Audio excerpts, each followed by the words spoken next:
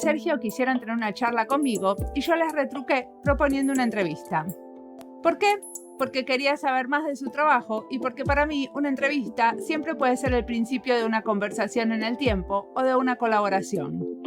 Es una manera de conocerse, un poco unidireccional, porque de alguna manera yo pongo las reglas del juego.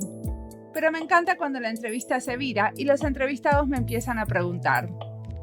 Si me gustan los proyectos radicales, diferentes o alternativos, no puedo sino abrazar a la gente que no se somete a mis propuestas, sino que las altera.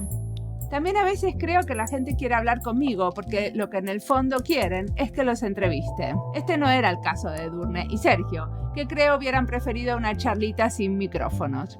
Bueno, lo siento, no fue así. A veces me cuesta escuchar lo que los demás quieren, aunque me la pase hablando de eso, del escuchar. Que se autopropongan también está bueno. Así que si te parece que tenés algo para contar que pueda ser interesante para nuestros escuchas, siempre te puedes comunicar.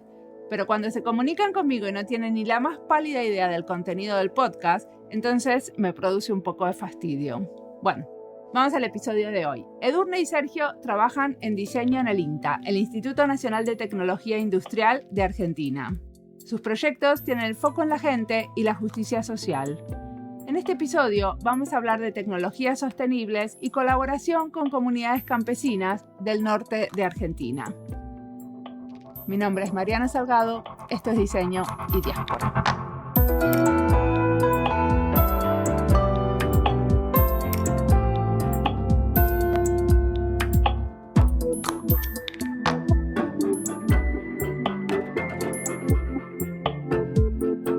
¿Se quieren presentar? Edurne. Bueno, me llamo Edurne Batista, soy de La Plata, la capital de la provincia de Buenos Aires. Estudié diseño también en la Universidad Nacional de La Plata, en la Facultad de Bellas Artes, y más tarde hice un doctorado en energías renovables. Eso no lo hice en Buenos Aires, sino que lo hice en la provincia de Salta, que es una provincia al norte de Argentina, en la Facultad de Ciencias Exactas. Bueno, durante algunos años viajé a hacer los cursos de posgrado allá. Bueno, desde 2013 más o menos trabajo en el INTA, que es el Instituto Nacional de Tecnología Agropecuaria, en un instituto ahí adentro que está dedicado a la investigación y desarrollo tecnológico para la agricultura familiar, que tiene en realidad el instituto donde trabajamos como injerencia en toda la región pampeana, es decir, que trabajamos en la provincia de Buenos Aires, en Córdoba, en Entre Ríos, y bueno, en realidad también a veces salimos de esos límites, y desde tiempo antes de ser estudiante empecé a dar clases como siendo ayudante ad honorem, así que desde ese momento también doy clases en la facultad. ¿De qué das clases?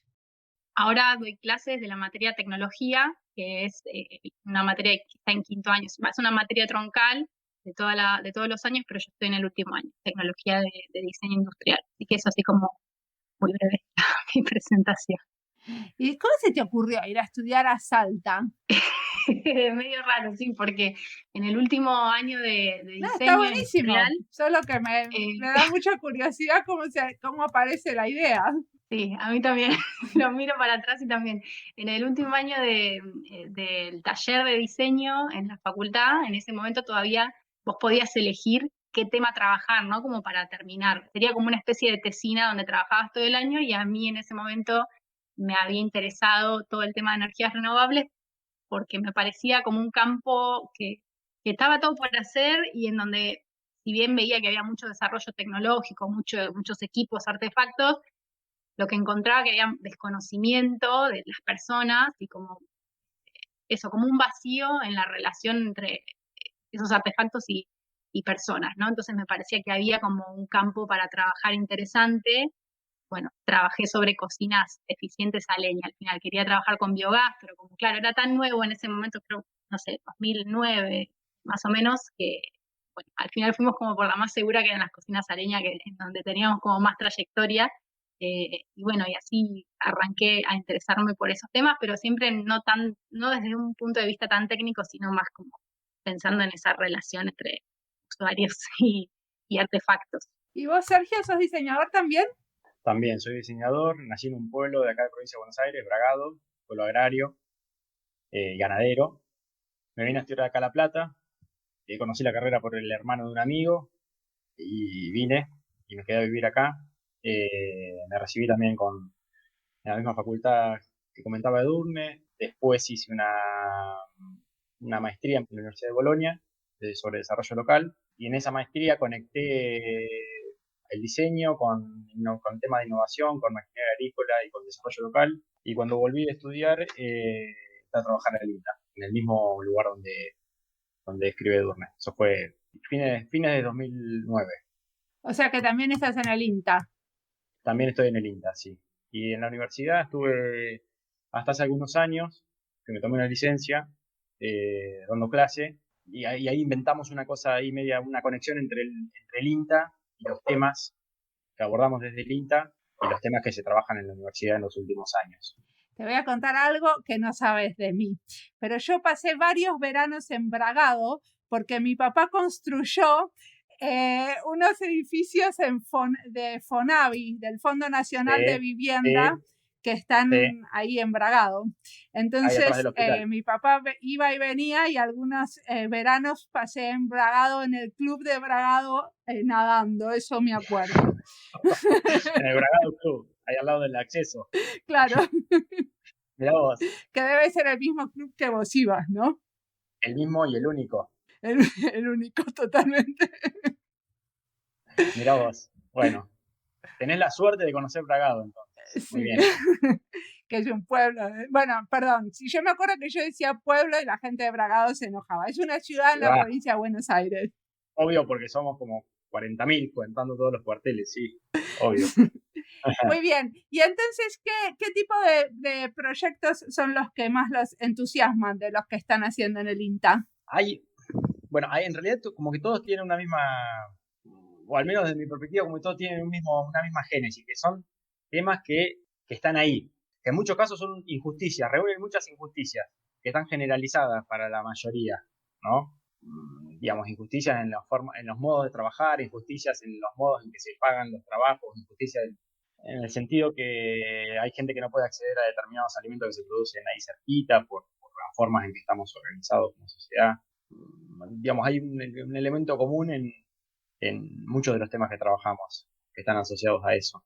Sí, que incluso por ahí lo que no te comentamos, que el instituto en donde trabajamos tiene como lo interesante de que tiene, y es raro para una institución como el INTA, tiene puesto el foco en los sujetos, en la agricultura familiar, que es muy diversa, pero eso que dice Sergio, como esas injusticias o problemáticas, son muy generales. Varían, están en todos lados, varían obviamente de acuerdo a la región, al sistema productivo y demás, pero esas dificultades de acceso, por ejemplo, acceso a la energía, de acceso a tecnología, a las relaciones de poder que se generan por la posición que tiene la agricultura familiar, es un poco lo que motiva. Y si bien hay proyectos muy diversos, como que eso, todas tienen el mismo corazón de alguna manera, y le ponemos bastante corazón también para sostenerlos. Y tienen un abordaje común, digamos, también, ¿no? La forma en que abordamos los problemas, que tienen que ver bastante con el espacio que inventaste, en este que estamos, ¿no? Me refiero. Esa forma de construir los problemas también, digamos, tienen todas su mismo hilo conductor. Bueno, pero cuénteme un caso de algo que empezó así, hicimos tal cosa. A ver, te puedo contar uno que es el de las cocinas a leña, que es como que está avanzado en el tiempo y tenemos como algunos resultados así más palpables, porque si bien nosotros trabajamos en el INTA, parte de nuestro trabajo también es entablar como vinculaciones con otras áreas, con otros organismos estatales, de organizaciones de productores familiares, y en este caso, en 2018, nos contactaron de la Secretaría de Ambiente, Secretaría de Bosques, sería Ministerio de Ambiente en Argentina, porque estaban trabajando en un proyecto que se llama Bosques Nativos y Comunidad. Tenía que ver con el manejo sustentable de los bosques, trabajar con comunidades campesinas del norte del país, en Santiago, Chaco y Salta. Y bueno, un proyecto financiado por el Banco Mundial, no con fondos de INTA ni nada, pero uno de los componentes de ese proyecto era el manejo sustentable o el uso sustentable de bosques para abastecer de energía a comunidades que usan leña básicamente para subsistir, para calefaccionarse, para cocinar, para todo. Entonces nos llamaron diciendo, bueno, este proyecto debería, es un proyecto, nosotros le decimos medio enlatado, ¿no? Porque viene ya con ciertas normativas y cosas que hay que hacer, preguntándonos si teníamos idea, si podíamos ofrecer una cocina a leña para esta gente. Medio que parecía que empezábamos con el pie izquierdo, porque habíamos estudiado, ¿no? Cómo son esos planes de implementación de cocinas a leña con comunidades indígenas, con pueblos originarios, con campesinos, y nos decían eso, queremos una cocina, y nosotros decíamos, che, pero no sabemos cómo cocina esta gente, qué uso le va a dar. Arrancamos medio con el pie izquierdo, pero igual nos animamos y pudimos entablar un plan de trabajo con Secretaría de Ambiente, en donde el instituto nuestro ofreció, digamos, o ideó un plan de trabajo para que esas cocinas que diseñáramos tuvieran un poco más, tuvieran mejor augurio, ¿no? Entonces, en ese plan de trabajo lo que dijimos fue, ok, nosotros, el INTA pone un diseño de cocina, pero con estas condiciones. Y esas condiciones fue trabajar de manera interdisciplinaria, porque nos llamaron por la tecnología, pero dijimos, nosotros somos un instituto en donde hay otras disciplinas y pudimos sumar a una antropóloga, o sea, estábamos como el equipo más de diseñadores, ingenieros mecánicos, pero pudimos también sumar a una antropóloga y una socióloga, y dijimos, vamos a ir, pero lo que queremos es probar, hacer primero una prueba con las cocinas para conocer cómo reacciona la gente, si le ve interés, si le ve sentido. Después hacemos como un plan de trabajo de mayor escala, ¿no? Dijimos, bueno, hacemos 100 primero, probamos y recalculamos y pensamos un nuevo diseño considerando lo que la gente nos diga, ¿no? Lo que la gente quiera. Y estas primeras 100 cocinas eran todas iguales. Eran todas iguales, claro. Y otra cosa que pusimos como condición, que en realidad fue un buen diálogo con la Secretaría de Bosques, fue que queríamos participar en la gestión de la producción, porque este plan, digamos, este proyecto del Banco Mundial implicaba que hubiera proveedores, ¿no? Había que licitar esas cocinas que no existían. Si bien en el mercado había algunas, ellos no tenían mucha idea y dijimos, bueno, ok, si esto se va a licitar, alguien lo va a fabricar, nosotros queremos participar también de la gestión de esa producción, al menos entablar contacto previo con quien gane, para ver cómo es ese taller donde se va a hacer, qué capacidades hay, y en base a eso también quizás plantear algún ajuste al diseño, ¿no? Entonces esa fue también una condición que pusimos en el plan de trabajo, dijeron que sí, y bueno, y acompañamos todo ese proceso, o sea, planteamos dos etapas, dijimos queremos participar y queremos estar en el momento cuando la gente use las cocinas. Entonces fuimos al principio si querés, es fea la palabra, ¿no? Pero bueno, entregar las cocinas y estar con la gente, hacer como una capacitación, plantear siempre que era una prueba, queríamos ver qué pasaba con eso. Hicimos ahí una encuesta, levantamos la información de cuántas familias había, quiénes las recibían, cómo cocinaban, para qué usaban el fuego, porque en realidad lo que usan estas comunidades son el fogón o el tizón, que es la leña que está ahí permanentemente prendida.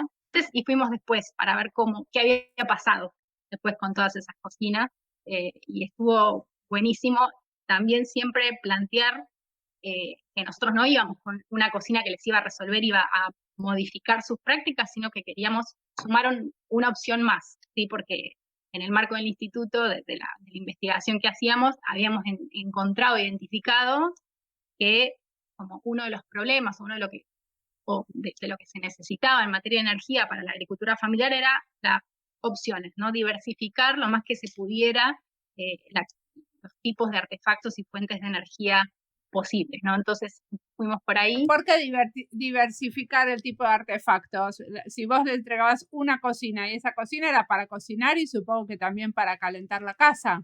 Claro, pero digamos, ahí lo que les sumábamos era una opción tecnológica, porque el fogón en sí es una tecnología que ahí funcionaba, pero lo que implica ese fogón quizás es un uso poco racional de la leña, ¿no? Y a su vez con otras condiciones, que es que tengas vos el acceso al fuego, al calor, lejos de tu vivienda, que tenés que cocinar a 20, 50 metros, por ejemplo, que estás todo el tiempo expuesto a humos, eso es sobre todo mujeres y chiquitos, implica también recolectar leña, digamos, gran parte del día estas comunidades se la dedican a recolectar leña, entonces la cocina de manera indirecta podía resolver esas cuestiones. O sea que hacías uso de menos leña y podías estar más cerca y tener el fogón más cerca. Ujú, sí, sí, sí, eso. Y cocinar otras cosas. Y cocinar otras cosas, que eso vino después porque no lo habíamos pensado. Cuando volvimos, o sea, hicimos como ese primer encuentro, ese primer viaje, y cuando volvimos, lo que encontramos, pudimos ir como casa por casa, ¿no?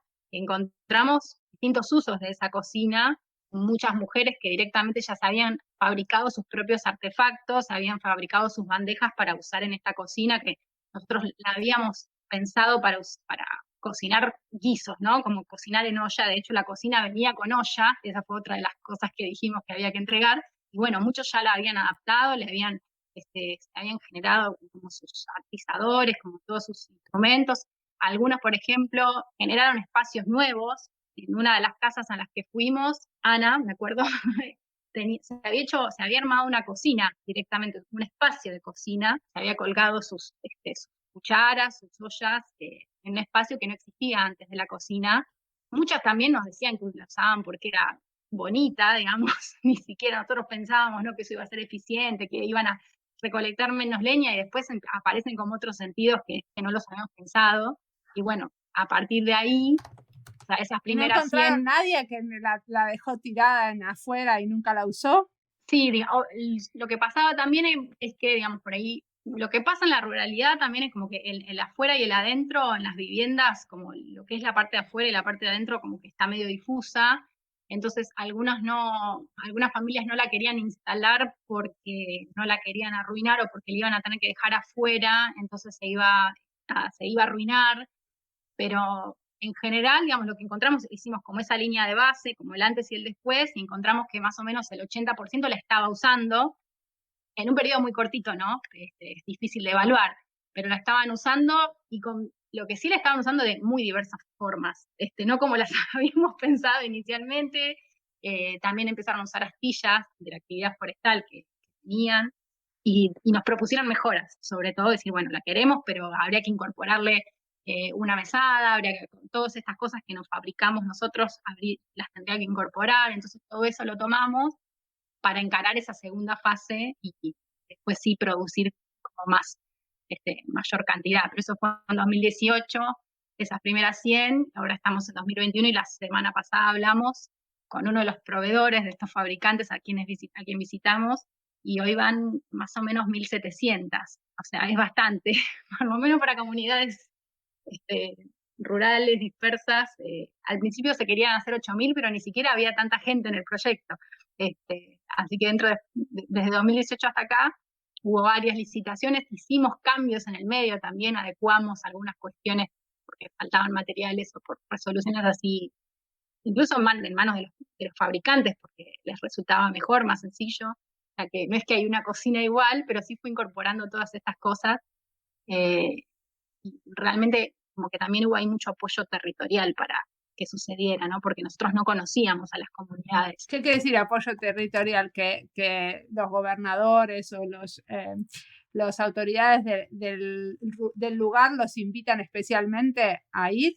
No, que ese proyecto Bosques Nativos estaba como muy aceitado y había equipos técnicos trabajando en territorio con las familias. Entonces, nos llevaron de la mano prácticamente. Nosotros no conocíamos, digamos, si vos lo pienso en frío, lo pensábamos en frío y teníamos todas las de perder. Nos vamos a meter en un territorio que no conocemos, con gente, con comunidades, familias que nunca vimos.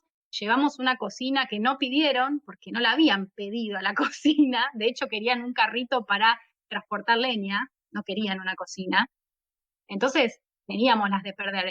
Lo que sí sucedió es que pudimos tener muchas reuniones previas con estos equipos técnicos, con agentes, personas, ¿no? En este caso era una técnica, Mai, que nos comunicamos y rápidamente ideamos ese plan, y ella nos llevó con esto, ¿no? Como de la mano, nos llevó en su camioneta a conocer eso, a esta gente, y entramos siempre pensándolo como una prueba, que queríamos escuchar qué era lo que había que hacer con esa cocina, y eso creo que fue exitoso. Y después que obviamente, una vez que ese equipo funciona, el resto lo quería, porque habíamos llevado 100, entonces veían que había que una familia veía que otros tenían y querían más. Entonces, bueno, después funciona como dispositivo, ¿no? En un proyecto así, con financiamiento internacional, tener una tecnología que fue medianamente aceptada, funciona, ¿no? En las métricas para rendir cuentas. Y una pregunta, porque al principio cuando te presentaste dijiste que le ponen mucho corazón a los proyectos para sostenerlos. En este caso, o sea, sostenerlos, o sea, ¿quién los ataca? Porque al final tenían financiación para hacer esto. ¿O hay algún tipo de fricción interna? ¿Hay algo con lo que se tuvieron que pelear durante el tiempo de hacer este proyecto? En este particular no, porque estaba como bastante armado y nosotros pudimos entrar ¿no? Cuando ya había una estructura y esto había un equipo que sostenía. Sí te puedo decir que fue medio de carambola, porque en realidad fue un llamado diciendo, ¿alguien tiene una cocina? Y dijimos, sí, nosotros tenemos. Quizás si hubiéramos dicho no, o no nos interesa, no pasaba nada. En ese sentido, ¿no? Como que no había una directiva o una política que dijera, el INTA va a trabajar, el Ministerio de Ambiente en esto, sino que fue medio como una voluntad nuestra. Pero en otros casos sí hay como más puesto de nuestra parte en instancias de gestión, de formular problemas, ¿no?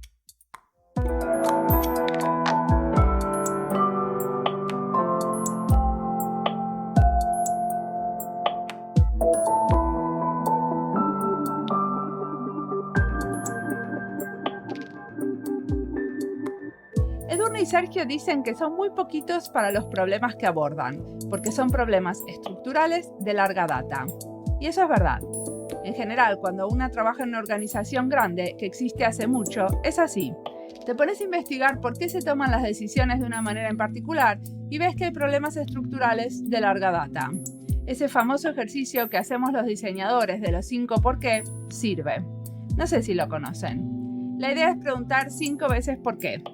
Por ejemplo, ¿por qué cuando se cambia una ley no se consulta a la ciudadanía? Porque no hay tiempo ni recursos. ¿Por qué no hay tiempo ni recursos? Porque necesitamos que todos estén de acuerdo en cuáles son los beneficios de esa consulta. ¿Y por qué no estamos de acuerdo en que consultar a la ciudadanía eleva la calidad de lo que hacemos? Porque muchas veces hubo consultas frustradas. ¿Y por qué hubo consultas que no salieron bien? Porque no tenemos las herramientas y no se preguntó con tiempo para analizar los resultados. Todavía no llegué a la pregunta número 5 y sin embargo ya se tocaron varios temas que son de larga data y que apuntan a problemas estructurales.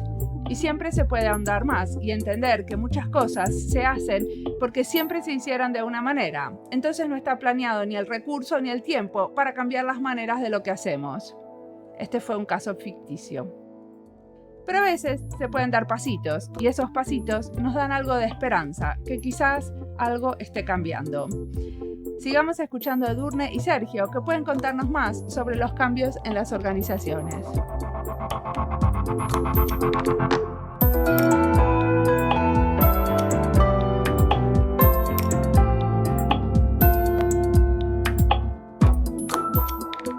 A ver, y me cuentan otro, o me contás, Sergio, otro caso en donde hubo más problemas. Claro, en realidad, en general los tiempos, o sea, la planificación de los proyectos en el INTA y pasa en otras instituciones, no tienen que ver con los tiempos de la gente que está con los problemas en el día a día, ni con los instrumentos de financiamiento que logramos aplicar para hacer caminar los proyectos. Digamos, digamos, somos muy poquitos para la cantidad de problemas que abordamos, y todos los problemas, como comentaba Edurne, son problemas de larga data, digamos, son problemas estructurales que hay en el ámbito agrario, que tienen nuestras sociedades, que tenemos como sociedades, ¿no? Entonces, en el cotidiano, digamos, digamos, por un lado nos interesa la cuestión de, como planteaba Edurne recién con el caso de la cocina, bueno, recuperar cuál es la expectativa digamos, cuáles son las demandas de la gente y cuáles son las expectativas de cambio que hay en quienes están definiendo el problema. Entonces, eso hay que como cinturear para poder obtener eso y poder enmarcarlo en una agenda de trabajo que no es solamente nuestra como INTA, sino que también digamos, hay que ir armando agenda con otros actores del ámbito público y privado para poder hacer caminar los proyectos.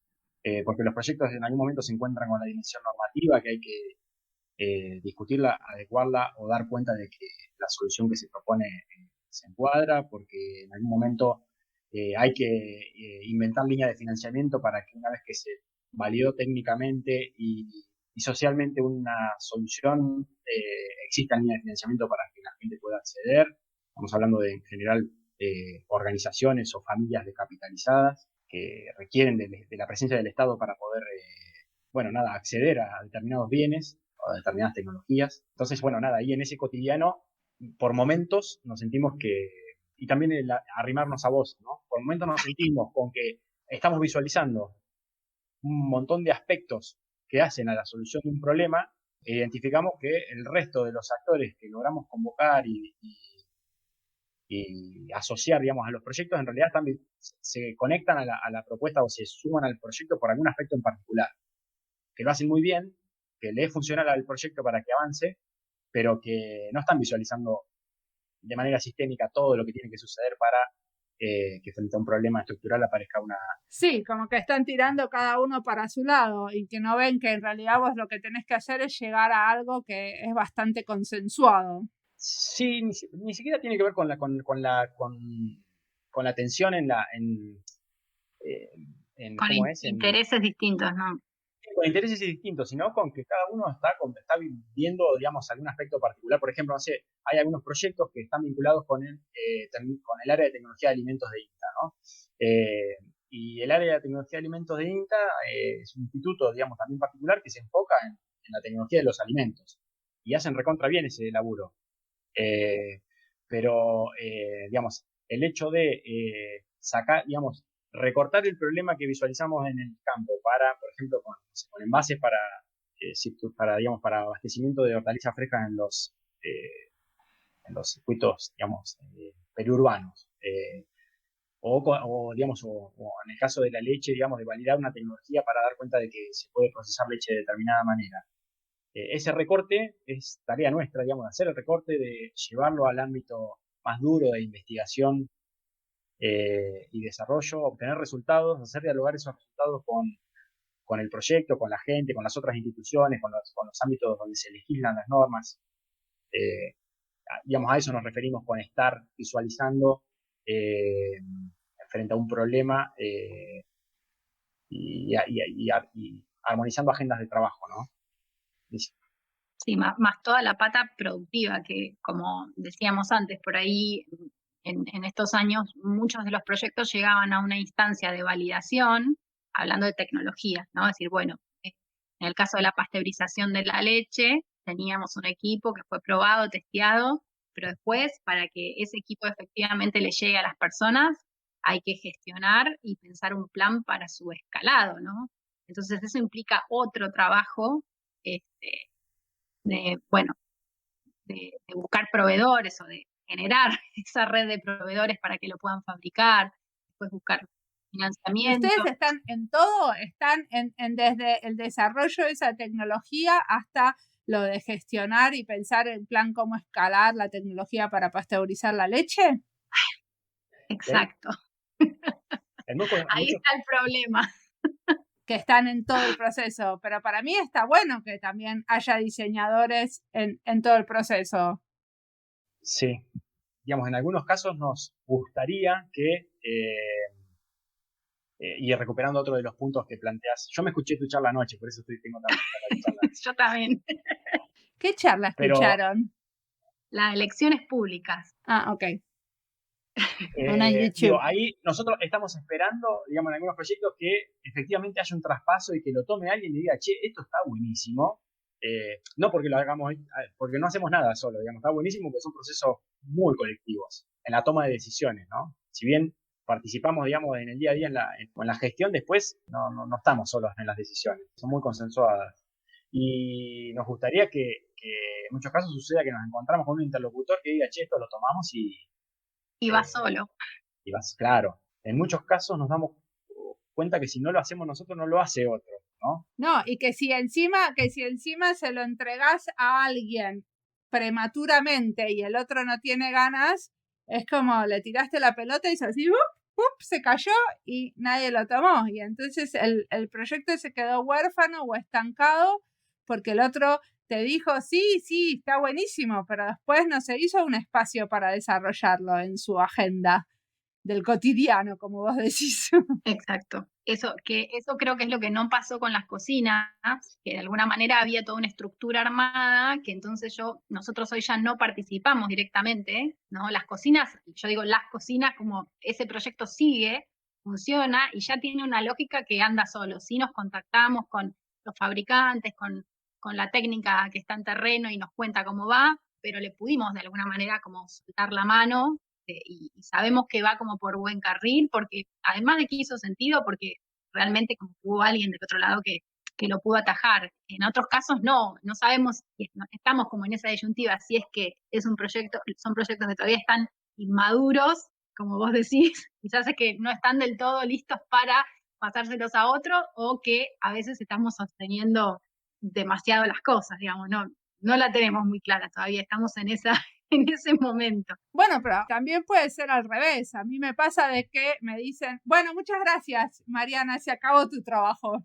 Y yo digo, pero no se dan cuenta que si yo sigo acá todavía puedo hacer esto y esto y esto. Y no, ya está, no queremos preguntarle a más nadie, no queremos que más nadie participe. Ahora queremos redondearlo y terminarlo y no, gracias. Y te quedas como, pero acá hubiéramos podido hacer algo mucho más interesante en la segunda fase si hubieran dado lugar. Claro, en ese sentido no tenemos, los límites nos los ponemos nosotros, digamos, ahí, no. Todo lo que se nos ocurre hacer, lo hacemos. Y en algunos momentos nos encontramos diciendo, ¿por qué nadie nos dijo que no? Claro.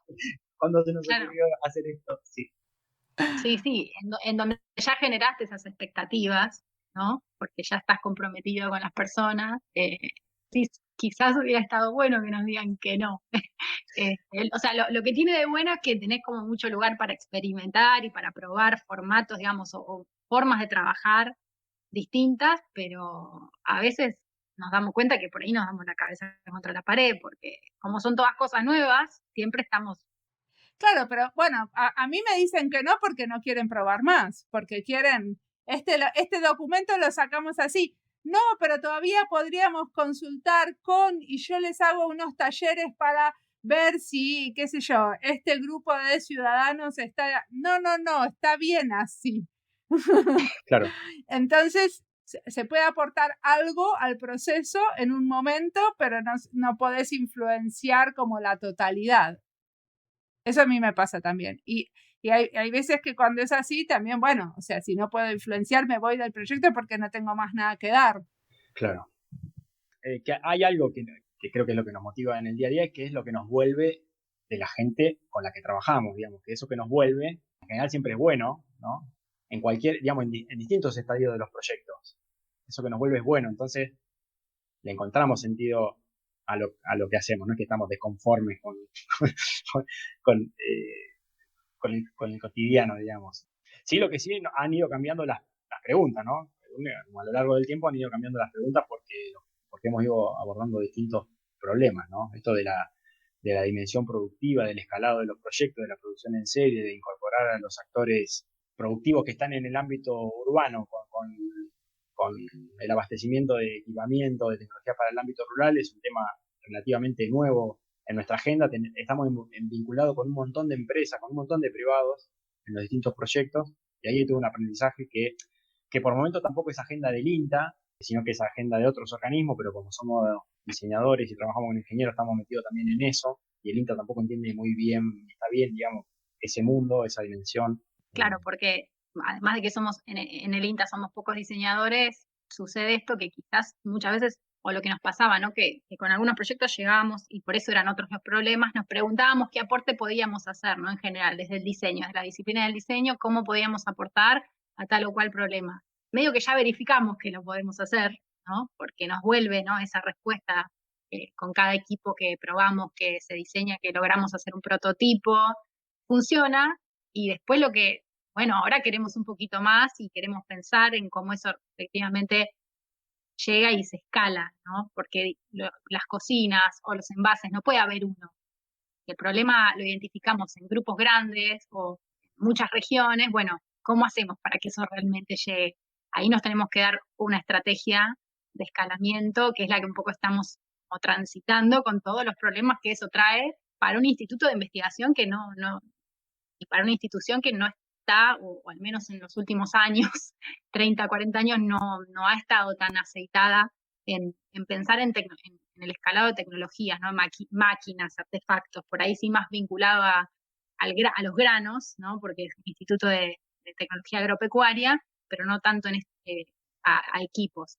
Pero de alguna manera el INTA tiene que estar midiendo el impacto social de lo que hace. Sí, de pasa que los indicadores de las instituciones por ahí a veces van de la mano de, bueno, quizás equipos validados, por ejemplo. Y validar, esa frase tiene como muchas, ¿qué es validar un equipo? ¿Qué sé yo? Por ahí lo probé en el instituto, en el taller y funcionó y ya está, yo cumplí con esa métrica, digamos, con ese objetivo.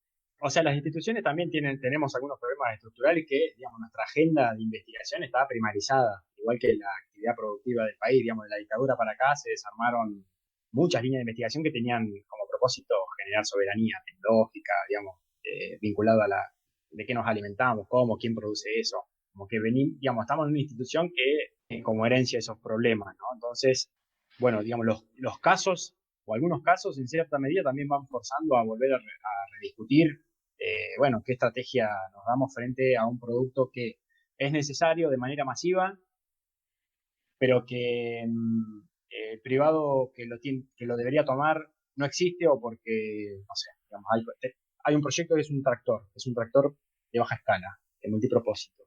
Y estamos con el entuerto o sea, las empresas chicas, las pymes chicas no tienen capacidad para producir 100 de esos equipos por mes.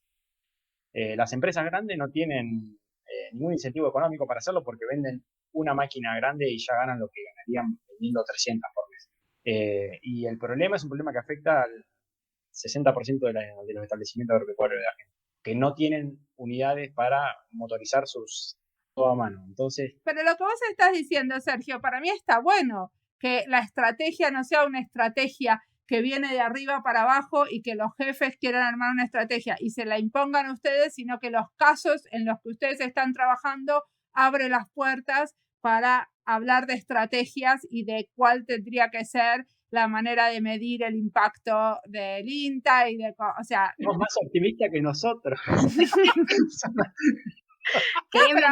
ustedes tienen el caso y tienen la verificación de lo que hicieron, ¿no se puede eso llevar a la estrategia? No sé. Sí, eso intentamos, pero pasa que como lo hacemos con tantos proyectos a la vez y somos tan pocos y bueno, no. Sí, lo hacemos, felizmente hacemos esto, pero... No sé cuánto ustedes se meten en la estrategia del INTA, pero sería como interesante, ¿no? Que no estar solamente en el desarrollo productivo y sino también influenciar como la política que tiene el INTA para algunos, para dar prioridades a las cosas. Sí, bueno, como que la estrategia hasta ahora había sido la inversa, es decir, mirá todos los proyectos que traccionamos, que funcionan, que son demandados, que llegan, que pueden llegar a buen puerto, esto debería, como que lidiamos con eso, ¿no? Como esos aprendizajes podemos hacerlos un proceso, ¿no? Para la institución o que lo incorpore estratégicamente. Sí. Bueno, eso no siempre se da, no se da. A veces sí, a veces no, pero más no que sí. Y estamos en esa pero una cosa es hacer un modelo de un proyecto y otra cosa es decirle a los jefes, charlemos de estrategia, veamos cuáles son las maneras de medir nuestro trabajo que realmente se reflejen en el tipo de trabajo que nosotros hacemos y no al revés, que ustedes nos metan unos medidores que no nos sirven de nada porque la cantidad de granos no vamos a ningún lado midiendo los granos. Sí. no estamos convencidos de mi sugerencia. No. Sí, estamos alineados completamente. Lo que pasa es que, bueno, no siempre eso es escuchado o Sí. a veces no hablamos el mismo idioma.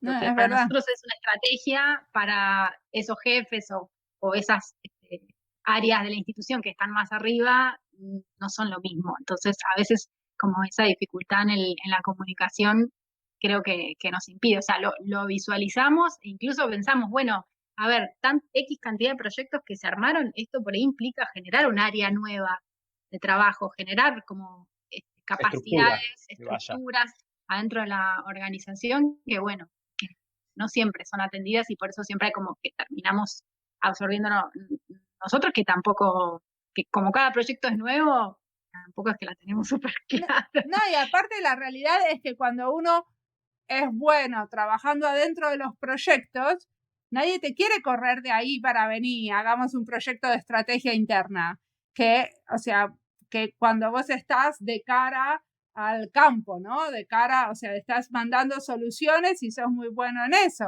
O sea, ustedes son muy buenos en armar las soluciones que después la gente puede como aceptar y apropiárselas y lo que sea. Entonces es difícil porque a mí me pasa parecido en el ministerio, que si me dedico a los proyectos, entonces me llaman menos para otro tipo de trabajos más de procesos internos de la organización, que al final los necesitamos para poder sostener, hacer un tipo de trabajo en los proyectos en el que creemos y que no haya un cortocircuito ahí, ¿no? Sí. Sí. En esa disyuntiva estamos. Porque sí. si dirigís, o eso, ¿no? Como si estás como en una posición como más de visualizar y de la estrategia, no participas tan activamente, ¿no? Como que se te genera eso. Bueno, también puede ser un técnico en la estrategia, ¿no? O sea, muchas de las cosas que hacemos nosotros es proveerle de herramientas a los jefes para pensar estratégicamente en algunos de los procesos internos. A mí especialmente me interesa a veces hacerlo. Y a veces es como ustedes dicen, ¿no? Mucho más divertido los proyectos más concretos con ciudadanos y con gente que lo necesita y en el campo que los proyectos de estrategia organizacional. Sí. Que son, a veces son un embole, porque son un montón de negociación interna. Es que nosotros en el cotidiano me parece como que estamos en las dos instancias. En algunas porque vemos que hay que construir esa estrategia porque si no, la respuesta que se arma de arriba para abajo no da respuesta efectiva a nada, es lo que comentaba tú al principio del caso de la cocina, digamos. Si ese dispositivo no se discute en esa prueba piloto, en ese lugar, posiblemente nada, no tenía chances de escalarse, digamos, y de seguir, de ser una respuesta frente a ese problema que existe, ¿no? Sí. Como que ahí, digamos, se hicieron las dos cosas, digamos, el trabajo con la gente y después o en simultáneo definir esa estrategia, cómo se implementa eso, con qué actores, por qué esta pyme sí, por qué esta otra no, digamos, como un barrido de punta a punta para que, nada, para aumentar las chances bueno, de generar una respuesta que sirva, digamos, que tenga sentido. Ahí yo me quedé con esa charla, con tus confidencias, Mariana, cuando vos hablas de diseñar la espera. Sí. Me queda resonando, o sea, ¿qué sería? ¿Cuándo mandar un proyecto? O sea, ¿cuándo largar una idea? Que si la largas prematuramente, a veces no tiene quórum, y que si la largas en el momento indicado, a eso me refería con diseñar la espera, ¿no? Claro, bueno, quizás a veces tenemos que diseñar la espera en comunicar ciertas cosas, por ejemplo, porque nos ha pasado que ahora ya no tanto, por suerte trabajamos muy bien con el área de comunicación con la comunicadora, la periodista del instituto, porque también al principio era como, bueno, en la vorágine de tener que mostrar cosas, decíamos, bueno, esto que están probando, saquemos una nota y mostrémosla a todo el mundo, y después pasaba que la gente pedía esa tecnología, por ejemplo, y no podíamos dar respuesta porque no había un fabricante, habíamos hecho una, o porque todavía no estaba del todo probada, entonces estábamos como vendiendo humo de alguna manera, entonces quemábamos los proyectos. O generás más expectativas, sí. Claro, más sí. todavía, claro, yo lo asociaba también a eso. Sí, ahí hubo algo como de aprender o de diseñar las instancias de comunicación en función de los procesos de investigación y desarrollo, digamos, como que ahí hubo, yo eso lo tomé de más, por ejemplo, no sé, generar documentación asociada al uso o al, no sé, Sí. mantenimiento, que nada, que quizá no tiene sentido plantearla toda de entrada porque la gente no está esperando que le digas cómo, no sé, lavar la pausterizadora cuando todavía no la instaló y no empezó No se topó con todos los problemas. no se topó con todos los problemas, como que ahí vemos que, bueno, también hay una cosa de que algunos contenidos son demandados cuando está el problema acá, digamos, ahí frente a las narices, como que la planificación, o digamos, la cultura del proyecto también se va construyendo junto con los procesos digo, con la gente, ¿no? Sí, un poco como con Ahí los vemos que hijos, ¿no? Que se supone que no le tenés que contar cosas antes que te las pregunten, pero que cuando te las pregunten estar listo Claro. para decirles, bueno, mamá y ahí papá va. ponen la sillita, etcétera. Pero antes de eso, no se supone que no hay que ir y enchufarles información. Claro, sí. Y porque Claro. eso, a veces damos por sentado que todos quienes participan del proyecto entienden o tienen esa imagen general, cuando no, es como que van mucho más paso a paso. Entonces, bueno, es esto, ¿no? Estar preparado, tenemos en órbita digamos, estas cuestiones que pueden surgir de comunicación, de otros soportes no manuales o instancias de validación nuevas y demás, pero como que no nos podemos anticipar a todo porque a veces las diseñamos antes y después nos topamos con que no funcionaron, que tendríamos que haber esperado un poco. Che, y a ver una cómo cosa que a mí me reaccionaba. llamó la atención del trabajo de ustedes es que por cada proyecto que tienen un video de 2 minutos en YouTube. Que está buenísimo, porque es como un resumen perfecto de qué es lo que hicieron, cómo lo hicieron y qué es que la solución está aportando. ¿Eso quién lo hace? ¿Ustedes o la gente de comunicación? Una Mirá, ¿O oportunidad juntos? esa. una oportunidad en un momento, digamos, eso fue como que esa iniciativa sí surgió de los jefes, podemos decir, que nos Sí. decían que no basta con ser, sino parecer también, en un momento en donde digamos, las organizaciones públicas del Estado en Argentina estaban muy vapuleadas, entonces, bueno, se destinó fondos, la institución destinó fondos para mostrar estos proyectos de manera corta, como más no a un público académico, ¿no? Sino a público general. Entonces, bueno, surgió esta idea de los videos de 2 minutos, en donde lo que hicimos fue trabajar así muy codo a codo con el equipo de comunicación y también participamos en el armado de los guiones, también que esa fue otro viaje, armar guiones para videos, que aprendí lo que era una placa, esas cosas, y estuvo bueno y realmente creo que funciona porque como tienen bastante complejidad, los proyectos son como una buena carta de presentación, resumen un montón. De hecho, bueno, vos te diste un panorama en base a esos videos, ¿no? Sí, De lo que totalmente. hacían. Era Así muy que fácil y era hasta más divertido que ponerse a leer el texto. Claro. sí, es que, bueno, ese era el objetivo. Como resumir de una manera gráfica, mostrando como el lugar donde trabajamos, con quiénes. Bueno, ¿y qué Bueno, los inspira últimamente? Ya estamos llegando al final de la entrevista. como, no sé, en un sentido abstracto, creo que lo que me inspira en el cotidiano, me gusta leer mucho de cosas varias y ¿Y qué siempre lees como ahora? que lo último que leí fue un libro que se llama Realismo Capitalista, que el libro arranca como con la frase de otra persona que dice que nos es más fácil imaginarnos el fin del mundo que el fin del capitalismo, básicamente. Eso lo leí, pero también, bueno, literatura así, no de teoría crítica, estudios culturales, pero más allá de eso, como que lo que me gusta, como que en cada uno de esos textos, de alguna manera siempre encuentro vinculación con el trabajo que tenemos, como incluso fuentes y cosas que por ahí no están completamente vinculadas, pero sin embargo me hacen reflexionar sobre el trabajo cotidiano que tenemos, entonces eso como a nivel general me gusta. La otra vez, por ejemplo, escuchaba un podcast que no me acuerdo el nombre de la colega, que hablaba sobre inmigración y como las dificultades tenía la gente por ahí como más vulnerable para acceder a determinada tecnología y demás. Y bueno, eran cosas de inmigraciones y de refugiados y por ahí no tenían nada que ver con agricultura familiar en mi trabajo y sin embargo yo ahí como que siempre establezco algún puente, ¿no? Era lo del... ¿Y qué las soluciones podcast era? ¿No legítimas. era diseño y diáspora? Sí, era diseño y diáspora, okay. Sí, que me surgía lo de legítimo pero ilegal, que hablamos a veces sí. sobre los proyectos.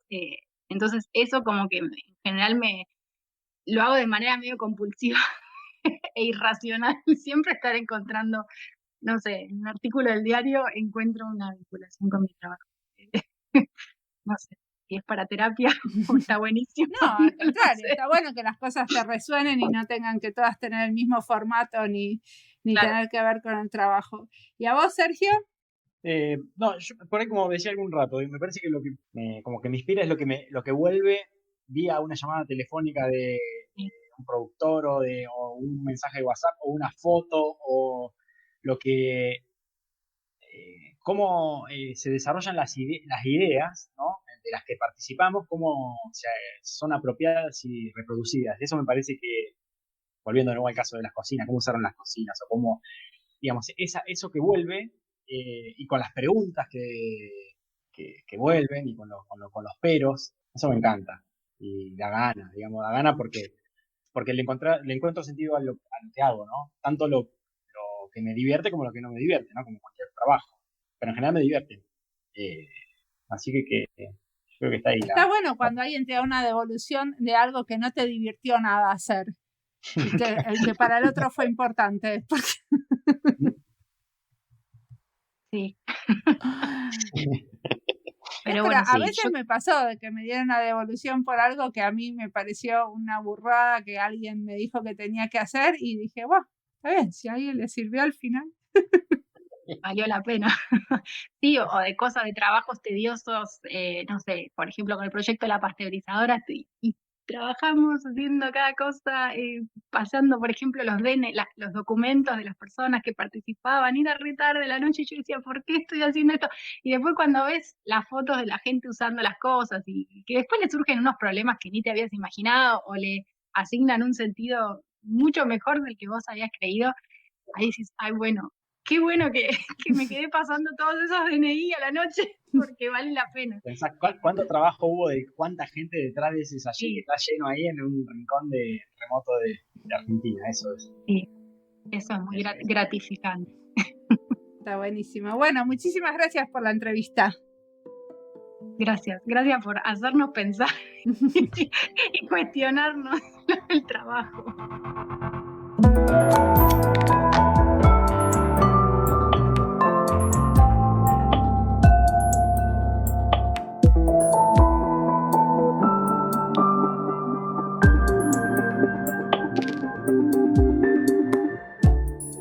Esta va a ser parte de varias series. Diseño sostenible, porque está claro que los casos de los que hablaron son soluciones sostenibles. Y ahora me voy dando cuenta que necesito una lista sobre transformación en las organizaciones. Hablamos con varios de estas cosas, pero no armé la lista todavía. Pero hay un episodio con el que quiero hacer puente y es con el episodio donde entrevisté a Omar Crespo, es el número 53. Él nos contaba cómo habían diseñado cocinas con gente de una comunidad maya en Guatemala. Y lo que contaba me resonó con lo que contaron en esta charla. Así que si les interesa el tema de la colaboración con comunidades rurales en el diseño de un artefacto de la vida cotidiana, pueden ir a escuchar a ese y ver cómo se financian y se producen esas cocinas en un proyecto muy diferente. Una cosa más que me gustaría resaltar es cuando Edurne y Sergio dicen que los casos nos fuerzan a volver a discutir las estrategias. Y eso está buenísimo, porque se supone que ninguna estrategia está escrita en piedra y solo se hace para reevaluarse cuando el contexto cambia o la gente o lo que sea. Discutir las estrategias y pincharlas es tarea de todos, no se la podemos dejar a los jefes, porque son demasiado importantes. Y si los casos nos refuerzan a discutirla, es que estamos en un buen caso, porque no nos refuerza lo que sabemos, sino que nos pone a prueba. Las estrategias se discuten no solo cuando el proyecto es rediseñar la estrategia, sino también cuando nos sentamos a evaluar direcciones de un proyecto. En una época, antes de empezar un proyecto, teníamos que relacionarlo con un punto de la estrategia. Y era bastante fácil, pero articular bien la relación, explicarla y justificarla con escenarios concretos no era tan obvio. sobre tratar de entender lo que no es tan obvio, escuchamos acá. Como siempre, la música del podcast es de Antonio Zimmerman. El diseño de sonido es de Andy Fechi. Este podcast está publicado con licencia creativa común con atribución. Esto fue Diseño y Diáspora. Pueden seguirnos en nuestras redes sociales, en YouTube, Instagram y Twitter, o visitar nuestra página web diseñoydiaspora.org. No olviden recomendarnos. Nos escuchamos en la próxima.